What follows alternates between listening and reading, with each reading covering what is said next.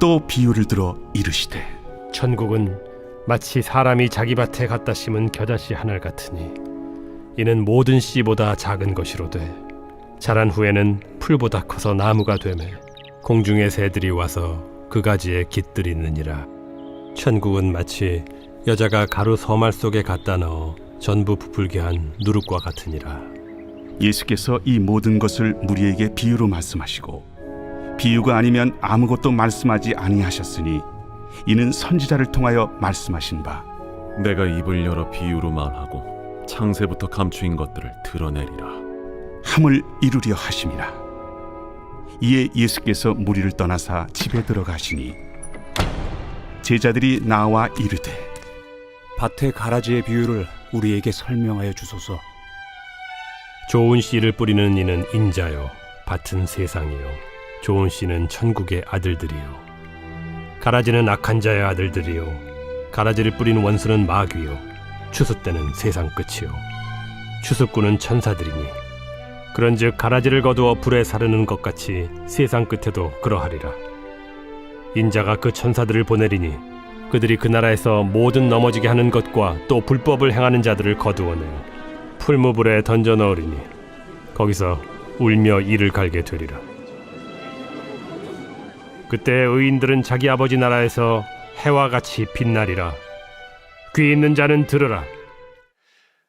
오늘 우리가 읽은 마태복음 13장 31절에서 43절까지의 말씀은 예수님께서 이제 세 가지 비유를 말씀하시는데, 첫 번째는 31절에서 32절까지의 겨자씨 비유이고, 그 다음 33절의 누룩 비유, 그리고 34절부터 35절까지는 예수님이 이 천국 비유를 비유로 가르치는 이유에 대해서 말씀을 하시고, 그리고 36절에는 앞서 13장 30절에서 36절, 14장 24절, 13장 앞서 13장 24절에서 30절까지 말씀하신 이 가라지 비유에 대한 해설입니다.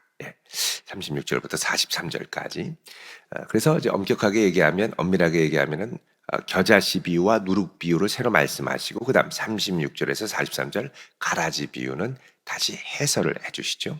여러분, 한 가지 우리가 기억할 것은 예수님께서 7개의 13장에 나오는 7개의 비유 가운데 정말 예수님께서 해설을 하여서 알려주신 비유는 딱 두 가지밖에 없습니다.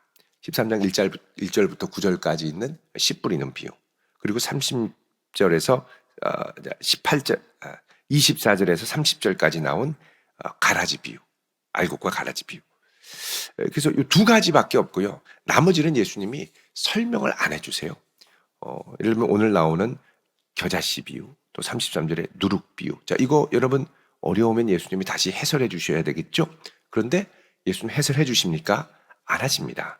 그리고 뒤에 나오는 44절부터 50절까지 여기 나오는 세 가지 비유, 밭에 감추인 비유, 좋은 진주의 비유, 그리고 물고기 비유, 이거는 예수님이 가르쳐 주질 않으세요. 해설을 안 해주세요. 그냥 말씀만 하시면 그냥 딱 알아들을 수 있는 그런 비유였다는 겁니다. 자, 그럼 31절을 보시면요, 천국은 마치 사람이 자기 밭에 갖다 심은 겨자씨 한 알과 같다. 여러분, 겨자씨 아시죠? 우리 머스타드 소스, 아주 조그마한 요 작은 겨자씨 한 알이 나중에 자라면 32절에 모든 씨보다 작은 것이로되 자란 후에는 풀보다 커서 나무가 된다. 크게 자라면 3m, 4m까지 자랍니다. 그러니까 공중의 새들이 와서 그 가지에 깃들이느니라. 자, 이게 천국과 같다라는 겁니다. 여러분, 언뜻 들을 땐 이게 무슨 천국인가라고 생각할 수 있겠습니다만, 여러분, 요거는 요런 심상, 요거는 뭐라 그러냐면 cosmic tree, 그래서 우주적인 나무다, 이렇게 얘기를 합니다. 이거는 구약 성경에 종종 그 당시에 제국이 성장하는 모습을 비유로 빗대어 예언서에서 하셨던 말씀이기도 하죠. 자, 우리 한번 찾아보겠습니다. 에스겔 17장 23절. 에스겔 17장 23절 보시면요, 이런 말씀을 하죠. 자, 하나님께서 백향목에서 높은 가지를 꺾어다가 이스라엘 높은 산에 심으리니 그 가지가 무성하고 열매를 맺어서 아름다운 백향목이 될 것이요. 23절에 각종 새가 그 아래에 깃들이며 그 가지 그늘에 살리라. 자, 그러면서 이걸 통해 하나님이 뭘 알게 하기를 원하시느냐. 24절에 들의 모든 나무가 나 여호와는 높은 나무를 낮추고 낮은 나무를 높이며 푸른 나무를 말리고 마른 나무를 무성하게 하는 줄 알리라. 나 여호와는 말하고 이루느니라 말씀하십니다. 그러니까 여기서 이제 이 나무는 이스라엘 나라를 세운다라는 이제 상징적인 의미죠. 그래서 그 당시에 이 나무가 나라 또는 제국을 상징했는데 이 나무가 번성해서 성장하면 어떡하냐. 나무 그늘과 열매가 있죠. 그래서 그 각종 새가 오늘 23절에 나오는 것처럼 에스겔 17장 23절에 그 아래에 깃들이고 그 가지에 살게 되고 짐승들이 와서 쉬게 되는, 그러니까 제국 아래 백성들이 그 안에 열매를 먹고 풍족하게 먹고 쉬고 평안하게 살 수 있도록 하는 이런 의미의 비유가 바로 이 우주적 트리, 나무, 제국의 나무를 비유한 것입니다. 자, 31장, 에스겔 31장 5절, 6절도 한번 보시죠, 여러분. 에스겔 31장 5절, 6절에 보면 여기에도 이 나무가 나옵니다. 여기에서 이 나무는 누구를 가리키느냐? 아수르 제국입니다. 아수르 제국. 3절에 보면 볼지어다 아수르 사람은 가지가 아름답고 그늘은 숲의 그늘 같으며 키가 크고 꼭대기가 구름에 닿은 레바논 백향목이었느니라 그럽니다. 그러면서 5절에 그 나무가 물이 많으므로 키가 들의 모든 나무보다 크며 굵은 가지가 번성하며 가는 가지가 길게 뻗어나갔고, 그 다음 6절에 공중의 모든 새가 그 큰 가지에 깃들이며 들의 모든 짐승이 그 가는 가지 밑에 새끼를 낳으며 모든 나라가 그 그늘 아래 거주하였느니라 그럽니다. 자, 이 나무 안에는 큰 나라가 그 그늘 아래 거주했다. 모든 큰 나라가, 그러니까 여러 큰 제국들을 다 품은 제국. 제국은 여러 나라를 통합했을 때 제국이 되죠. 이거는 그 아수르 제국을 말합니다. 그래서 이 제국의 심상을 이렇게 비유로 표현을 했죠. 여러분, 다니엘서도 있습니다. 우리 다니엘서 우리 4장 한번 보시죠. 다니엘서 4장, 에스겔 뒤로 가시면 다니엘 4장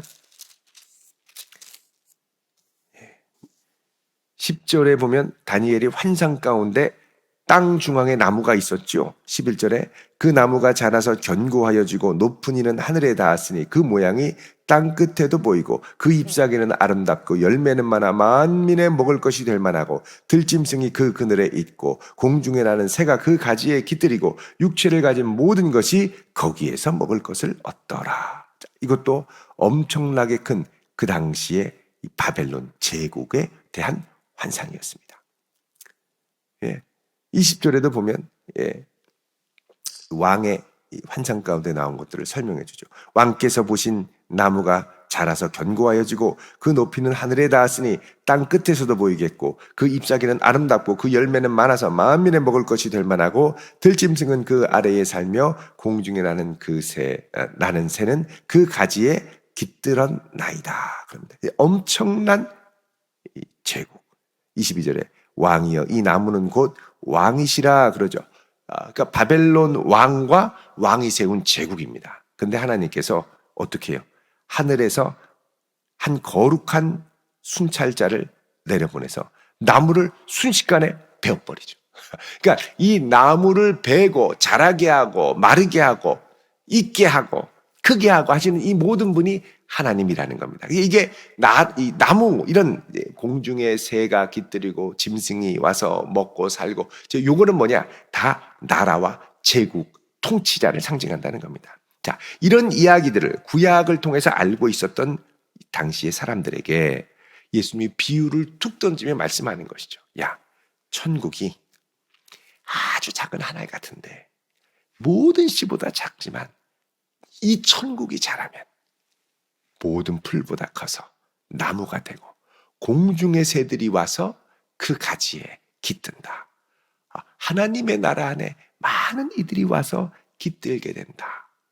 근데 시작하는 이 첫 시작이 어때요? 겨자씨보다 아주 미약하다. 그러나 나중에는 심히 창대하게 되는 역사가 일어난다. 이게 천국이라는 겁니다. 그래서 여러분, 우리가 하나님의 나라를 시작할 때 아주 미약한 시작에 겁먹을 필요가 없습니다. 하나님의 나라는 원래 미약하게 시작하는 거예요. 여러분, 우리가 세상 가운데 부르심을 받고 그곳에서 하나님의 통치와 뜻을 이루어갈 때 우리의 출발과 첫 시작은 항상 작습니다. 미약합니다. 연약합니다. 그런데요, 이게 제대로 되기 시작하면, 하나님의 은혜가 부어지기 시작하면 심히 창대하고 많은 열매를 거두게 될 줄로 믿으시기 바랍니다. 그래서 여러분, 이 겨자씨 하나, 우리는 시작을 무서워하면 안 됩니다. 시작은 항상 미약하게 마련이죠. 근데 우리는 미약하게 시작하면 항상 겁부터 먹어요. 아이고, 이거 미약한데 어떻게 하나? 아이고, 이거 작은데 어떻게 하나? 여러분, 하나님께서 시작하게 하시면 작은 그것을 통하여 어마어마한 열매를 맺게 될 줄로 믿습니다. 자, 그 다음에 두 번째, 예수님께서 누룩으로 비유를 말씀하시죠. 누룩 비유. 비유로 말씀하실 때 천국은 마치 여자가 가루 서말 속에 갖다 넣어 전부 부풀게 한 누룩과 같으니라. 여러분, 식빵 같은 거 만들 때도 이 이스트를 넣죠. 이거 넣으면 이만큼 부풉니다. 시작은 요만한데요. 몇 배로 부풀게 되죠. 이게 뭐냐? 천국과 같다. 그러니까 지금 예수님이 말씀하신 천국은 완성된 천국이 아니라 지금 계속해서 성장해 가는 이 땅 가운데 예수님이 시작하신 천국을 가리킵니다. 어마어마하게 커져갈 천국. 그걸 바라보며 예수님을 지금 미약하나마 따르기 시작하는 거죠. 자, 34절에 예수께서 이 모든 것을 무리에게 비유로 말씀하시고, 비유가 아니면 아무것도 말씀하지 않으셨다 그럽니다. 왜 그러냐? 이는 선지자를 통해서 말씀하신 것을 이루려 함인데, 어떤 말씀이냐? 내가 입을 열어 비유로 말하고 그 다음에 창세부터 감추인 것을 드러내리라 함을 이루게 하기 위해서. 자, 비유는 뭐냐? 창세로부터 감추인 것을 드러내기 위한 수단이라. 그러니까 지금 예수님이 이 비유로 쉽게 말씀하시는 건 뭐냐? 창세로부터 감추었던 예수님을 통한 하나님 나라의 비밀을 다 드러내어 사람들로 알게 하도록 하기 위해서. 여러분, 어떤 이단들은 이거 딱 듣고 이봐라, 비유는 뭐냐? 창세로부터 감추인 게 비유다 이렇게 얘기합니다. 근데 그게 아니고 국어를 제대로 알아야죠. 비유는 뭐냐? 창세로부터 감추인 것을 어떻게 해요? 드러내도록 하기 위한 거. 비유가 그런 겁니다. 자, 여러분, 여기 그 인용한 시편 78편 2절이 있죠. 한번 가보시기 바랍니다. 시편 78편 2절. 857쪽이죠. 자, 여기 보시면 이렇게 얘기를 합니다. 2절 읽습니다. 시작. 내가 입을 열어 비유로 말하며 예로부터 감추어졌던 것을 드러내려 하니. 자, 비유로 말하고, 이 비유를 통해 어떻게 해요? 예로부터 감추어졌던 것들을 어떻게 해요? 드러내려 한다고 그럽니다. 3절에 이는 우리가 들어서 아는 바요. 뭘 들었습니까? 비유를 들어서 아는 바라는 거예요.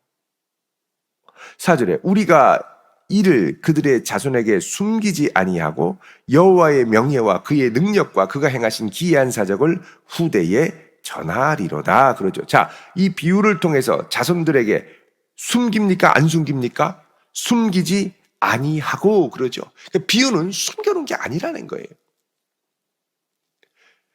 근데 왜 비유가 이렇게 수수께끼처럼 느껴지느냐? 예수님을 향해서 마음을 닫아서 그렇죠. 여러분, 마태복음 11장 25절에 보면 예수님께서 가르치시는 아주 중요한 원칙이 하나 나옵니다. 11장 25절 읽어보겠습니다.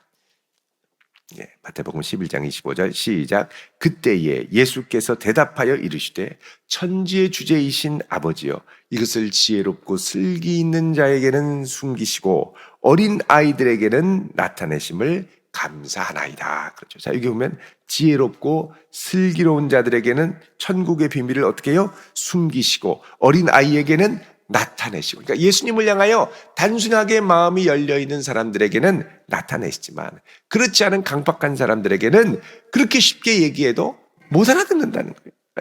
예수님 받아들이기 싫은데 어떻게 그 말씀이 들리겠습니까? 자, 그래서 창세로부터 감추인 것들을 드러내려 함이라 그럽니다. 창세로부터 감추인 것들을 드러내려 함이라. 자, 그래서 예수님께서 비유로 말씀하신 것은 뭐냐? 그동안 태초부터 하나님이 갖고 계셨던 예수 그리스도를 통한 구원 경륜을 쉽게 이해할 수 있도록 드러내신 거죠. 자, 36절에 이렇게 해서 예수님께서 무리를 떠나가시고 집에 들어가셔서 보니까 제자들이 나와서 얘기를 합니다. 예수님, 밭의 가라지의 비유를 우리에게 설명해 주십시오. 자, 간단한 건 바로바로 듣고 알았는데 이 밭의 가라지는 조금 생각을 해보니까 아리까리한 부분들이 있다는 거예요. 전체적으로 무슨 의미인지 대충 알겠지만 이게 좀 구체적으로 무엇일까? 그래서 예수님이 한 번 더 설명해 주십니다. 자, 이렇게 설명해 주시면 분명하게 알게 되겠죠? 그래서 말씀하십니다. 자, 좋은 씨를 뿌리는 자는 인자, 밭은 세상. 예, 우리 어제 말씀드렸죠?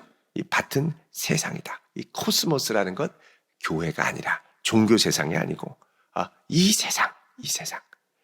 좋은 씨는 천국의 아들들, 또 가라지는 악한 자의 아들들. 여러분 이걸 이제 알레고리로 이해하면 안 됩니다. 씨는 말씀을 받은 자는 천국의 아들들, 이런 식으로 해석하면 안 돼요. 그럴듯한데 예수님이 해석해 주신 안에서만 이해를 해야 됩니다. 뭐라고 그러냐면 좋은 씨가 그 다음에 어떻게 해요? 천국의 아들들. 그 다음에 가라지, 나쁜 씨가 아닙니다. 그냥 가라지예요. 가라지. 이 가라지는 악한 자의 아들들. 가라지를 뿌린 원수는 마귀, 추수 때는 세상 끝. 그러니까 이거는 종말에 일어날 일을 말합니다. 추수꾼은 천사들. 자, 가라지를 거두어 불에 사른 것 같이 세상 끝에도 그렇게 된다는 겁니다.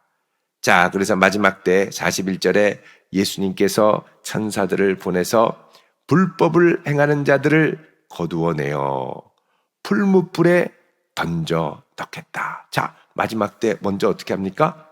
예, 먼저 가라지부터 거두게 되죠. 그래서 여러분 마태복음 13장 우리 그 비유, 예수님께서 하셨던 비유 30절에 보면 가라지는 먼저 거두어 불사르게 단으로 묶어라 그러죠. 그래서 이 마지막 때 보면 인자가 천사들을 보내서 넘어지게 하는 것, 불법 행하는 자들, 악한 자들, 가라지들을 다 거두어내서 어떻게 해요? 풀무불에 던져 이를 갈게 된다는 겁니다. 자, 그렇게 하고 나서 그 다음에 곡식을 모아 곡간에 넣어야 되겠죠. 30절 끝에 말하는 것처럼. 그래서 43절에 그때의 의인들은, 자, 그래서 가라지, 악인 심판 후에 그 다음에 의인에 대해서 나오죠. 의인은 자기 아버지 나라에 들어가서 해와 같이 빛날 것이다. 귀 있는 자는 들으라. 여러분 이게 귀 있는 자는 들으라. 이 말씀이 참 중요한 말씀입니다. 왜냐하면 이 귀 있는 자라는 건 예수님의 말씀에 마음을 열고 듣기를 원하는 자. 이게 누구냐? 귀 있는 자라는 겁니다. 귀 있는 자. 예수님 종종 말씀하시죠. 귀 있는 자는 들으라. 13장 9절에도 귀 있는 자는 들으라. 그럽니다. 귀 있는 자는 들으라. 그래서 여러분 예수님이 말씀하실 때 마음을 열고 들을 귀가 있는 자가 복이 있습니다. 그렇게 해서 예수님께서는 이 천국의 비유를 아주 쉽게 마음을 여는 이들에게 이 하나님의 나라가 어떻게 퍼져나갈 것이고 이제 예수님으로부터 시작되는 하나님의 나라가 어떤 아름다운 결실을 맺을 것인지를 알려주십니다. 여러분 우리가 이 하나님의 나라를 계속해서 이루어 가도록 부름받은 자들인 줄로 믿습니다. 이제 이 말씀을 따라 하나님의 나라 의를 위하여 이 하나님의 나라의 핵심은 뭐가 있습니까? 예수 그리스도가 계시죠. 예수 그리스도의 통치 아래 들어갈 수 있는, 그리고 그 하나님의 통치가 이제 함께 우리가 이제 이루어가는 귀한 공동체를 주셨죠. 바로 대전도안교회. 이 교회를 통해 하나님의 나라가 힘있게 증거될 수 있고 또 그 귀한 일에 아름답게 쓰임받을 수 있는 복된 성도 되시기를 주님의 이름으로 축원드립니다. 기도하겠습니다. 할렐루야. 거룩하신 하나님, 아버지의 나라가 이 땅 가운데 연약하고 부족한 저희들을 통하여 이루어지게 하옵소서. 미약한 시작을 두려워하지 않게 하시고 두세 사람이 주의 이름으로 모인 곳에 함께 하시는 주님을 바라보며 믿음으로 담대히 전진할 수 있도록 은혜를 더해 주옵소서. 예수님의 이름으로 기도드리옵나이다. 아멘.